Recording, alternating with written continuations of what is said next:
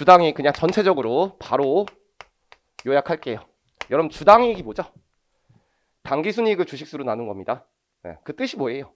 회사가 1년 동안 번 돈을 주식수로 나누면 주주들이 받아갈 수 있는 최대 배당금을 보여주자는 거예요. 맞죠? 물론 그걸 다 배당 안 해요. 잘해야 한 30% 배당하죠. 그걸 배당 성향이라고 하는데 그리고 나머지는 유보시켜놨다가 다음 연도에 또 배당하고 다음 연도에 또 배당하고 내가 주주라면 주식을 계속 갖고 있으면 언젠가 배당 가는 금액에 가장 낙관적인 견해를 보여주는 게 기본주당 순이익. 그런데 회사는 처음에는 보통주가 아닌데 일정한 권리 행사를 하면 보통주로 바뀌는 금융상품이 있습니다. 그것을 우리가 잠재적 보통주라고 했어요. 여러분들이 배웠던 전환사채나 신주인권 사채. 그게 지금은 행사되지 않은 거예요. 발행만 해놓은 거야. 그런데 그게 만약에 행사됐다면 주식수가 늘어나죠.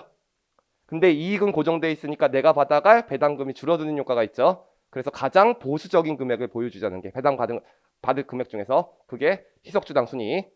우리 1차 때는 여러분들 시험에는 기본주당 순이익이 나올 수도 있어요. 알겠죠?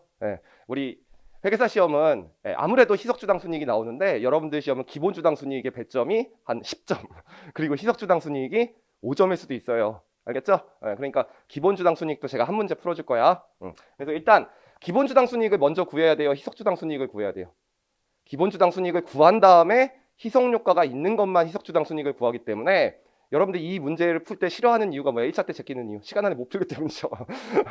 맞잖아요. 그래 저도 강의할 때 이럽니다. 희석증권 세무사 수험생들은 희석증권 2개 나오면 제껴라.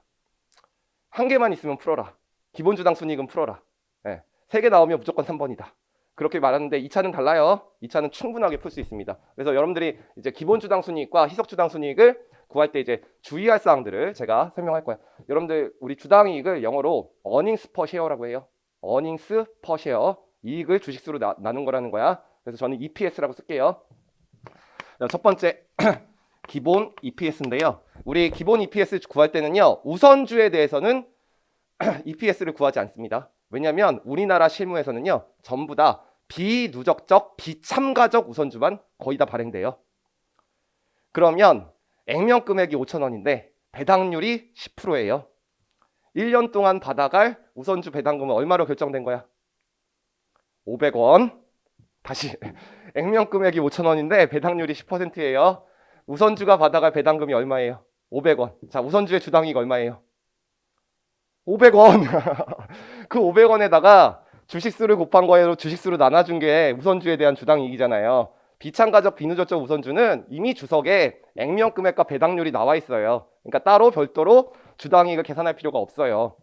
그래서 우리는 보통주에 대해서만 주당이익을 구합니다. 그래서 분자에 들어갈 게 보통주 이익이에요. 뭐라고 한다고요? 보통주 이익.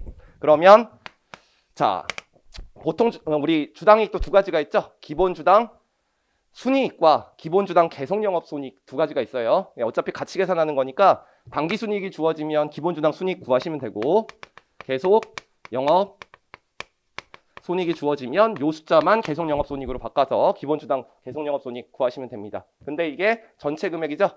우리는 보통주에 대해서만 구하니까 우선주에 대한 배당금을 차감하면 되겠네요. 그래서 여러분들이 우선주 배당금을 차감한 것을 분자라고 하고 요것을 보통주 이익이라고 합니다. 여기까지 알겠죠? 여러분들 질문해 볼게요. 요 당기순이익은 1월 1일부터 12월 31일까지 번 돈이죠. 그러니까 12개월이 다 들어가 있어요.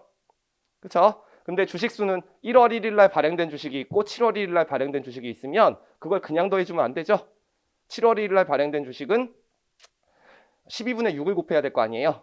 그러니까 기준을 동일하게 만들기 위해서 가중평균을 해줍니다. 그래서 가중평균이고 여러분들 자기 주식에 대해서는 우리가 배당금을 줘요 안 줘요? 안 주죠. 그래서 유통된 것만 우리가 주식수를 구합니다. 그래서 가중평균, 유통, 보통, 주식수로 나눠서 일단 기본주당 순이익을 구합니다. 여기까지는 이해가죠? 그런 다음에 이걸 구하신 다음에 이게 가장 무슨 견해? 낙관적인 견해, 가장 보수적인 견해를 보여주는 게 희석 EPS라고 하고 희석 EPS를 구할 때는 항상 뭐부터 구해요? 기본주당 순이익을 다시 구하는 거예요. 그래서 먼저 위에서 구했던 기본주당 순이익, 당기순이익이나 계속 영업손익 있으면 갖다 쓰시면 되고 거기서 우선주 배당금을 차감한 것을 우리가 보통주 이익이라고 하고 이걸 분자라고 하죠. 그런 다음에 가중 평균 유통 보통 주식수로 나눠준 것을 우리가 기본 주당 순이익이라고 한다. 일단 여기까지 구하는 거죠. 그래서 여기서부터 여기까지 계산기 두드리면 우리가 이것을 기본 EPS라고 하는 거고, 회사가 처음에는 보통주가 아닌데 일정한 권리 행사를 하며 보통주로 바뀌는 금융상품이 없다. 전환사채와 신주인수검사채가 없다. 그럼 그냥 이거 공시하는 거예요. 희석주당 순이익으로. 그래서 회사가 잠재적 보통주가 있으면 그것이 행사된다면 주식수가 늘어나죠. 그럼 내 배당금이 줄어드는 효과가 있잖아요. 왜냐하면 이 분모가 늘어나니까 전체 금액이 줄어드는 효과가 있죠. 그래서 희석이라는 말이 물에 무언가 화학물질 같은 걸 타면 흐려진다는 뜻이에요. 그래서 주당이익이 낮아지는 효과를 보여주는 거고, 그래서 기초부터 보통주로 권리 행사를 했다고 가정하고 문제를 푸는 거죠. 행사한 게 아니에요. 그래서 행사를 한다면 잠재적 보통 주식수가 늘어날 겁니다. 됐죠? 자, 근데 이제 문제가 있죠. 이것만 조정하는 게 아니죠. 어디 가다가도 조정해야 돼요. 분자에도 조정해야 되죠. 예를 들면 이 잠재적 보통주가 전환사채라고 한다면 우리 전환사채는 1년 동안 이자 비용을 인식했기 때문에 이 당기순이익 안에 이자 비용이 빠져 있을 거예요. 당기순이익 안에는 이미 이자 비용이 빠져 있죠. 근데 기초부터 보통주라고 가정하니까 이자 비용이 발생하지 않겠죠. 그럼 다시 더해줘야 돼요. 그걸 뭐라고 하냐면 전환 관련 손익이라고 합니다. 근데 이제 문제는 뭐냐면 우리 시험 문제에 나오는 이자 비용은 세전 금액으로 주어집니까? 세후 금액으로 주어집니까? 세전 금액으로 주어져요. 이자 비용이 10만 원이라고. 근데 당기순이익에는 이미 세전이익에서 법인세 비용이 빠져 있는 숫자죠. 그래서 여러분들이 전환 관련 세후 손익을 조정해 줘야 돼요. 그래서 여기서부터 여기까지 다시 계산기를 두드려야 돼요. 그렇죠? 요 효과를 우리가 뭐라고 부르는 거예요? 주당이익이 떨어지는 효과라고 하기 때문에 희석 효과라고 하는 거죠. 됐죠? 그래서 여러분들 이거 무조건 그냥 구하는 거 아니죠. 조금 이따 다시 설명하기는 할 건데 이 기본 주당 순이익을 구했는데 여기서부터 여기까지 계산기를 두드렸어. 그래서 여기가 100원이 나왔어요. 그리고 이 희석 효과를 구했는데 이 희석 효과가 50원이 나왔어요. 그러면 이 두 개를 평균 내면 주당이익이 떨어지는 효과가 있죠. 여러분들 이거 계산하면 75원 나와요, 안 나와요? 그냥 또 75원이 2로 나눈다. 그거 아니죠. 주식수가 다르기 때문에 가중평균 되기 때문에 100과 50 사이가 나와요. 그래서 이 문제 풀 때는 계산기 좀 사용 속도가 있어야 돼. 그러면 여기서부터 여기까지 계산하신 다음에 희석 효과가 있다고 계산하고 전체를 다 계산하셔야 되고, 만약에 if 요 금액이 100원인데 요 금액을 계산했는데 요게 200원 나왔어요. 그러면 평균을 내면 100과 200원 사이가 나오겠죠. 근데 우리는 가장 보수적인 견해를, 가장 비관적인 견해를 보여주는 거기 때문에 이때는 희석 효과가 없다고 생각하고 주당이익이 100원이라고 가정하고 문제를 풀어야 됩니다. 알겠죠? 올해 회계사 1차 시험에 상당히 허무한 문제가 나왔어요. 그냥 한 개짜리 희석 효과였는데 이걸 구했거든요. 이 금액이 더 커요. 계산 다 해고 나니까 기본 주당 순이익이었어.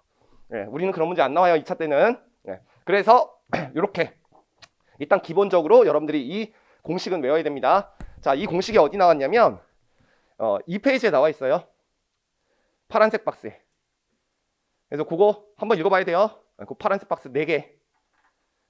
저기 당기순이익이면 기본주당 순이익, 그 다음에 계속영업이면 계속영업 순이익, 그리고 잠재적 보통주하고 세후 잠재적 보통주 이익 고려하면 희석이라고 들어가는 거죠. 됐죠? 자, 그럼 여러분들한테 지금 결국은 이걸 구한 다음에 이걸 구하는 건데 여기 안에 기본주당 순이익이 들어가 있으니까 우리는 사실 이것만 외우면 되잖아요. 요거 1번 답 쓰고 요거 평균 내서 2번 답 쓰면 되잖아요. 그러면 여기서 여러분들이 문제를 풀 때 주의할 사항이 몇 개 있는 거예요? 하나, 둘, 셋, 넷, 다섯. 맞죠? 그래서 이 각각 문제를 풀 때 주의할 사항을 내가 정리해 줄 거라고요. 빨리 정리해야 되니까. 자, 그때 첫 번째, 당기순이익과 계속영업손익 문제에 주어집니다. 여태까지 외웠던 수익과 비용으로 구하는 거죠. 이건 문제 제시가 된다니까요, 2개. 이건 나의 잘못이 아니라고요. 그러니까 이건 정리해 줄 필요가 없는 거예요. 그럼 첫 번째, 기본주당 순이익을 구할 때 우선주 배당금을 빼줄 때 주의할 사항. 알겠죠? 그 첫 번째 정리할 거고, 두 번째, 가중평균 유통보통주식수를 구할 때 주의할 사항 정리해 줄 거고, 그 다음에 전환 관련 세후 손익을 정리할 때 주의할 사항 제가 설명할 거고, 잠재적 보통주를 구할 때 주의할 사항, 요 4가지를 제가 필기해 주면서 설명하면 돼요. 그리고 요거 각각 다 포인트가 있거든요, 제 책에. 그래서 요거 어디 포인트 보고 요거 어디 포인트 보고 다 정리하면 돼요. 그 필기 다 있어요.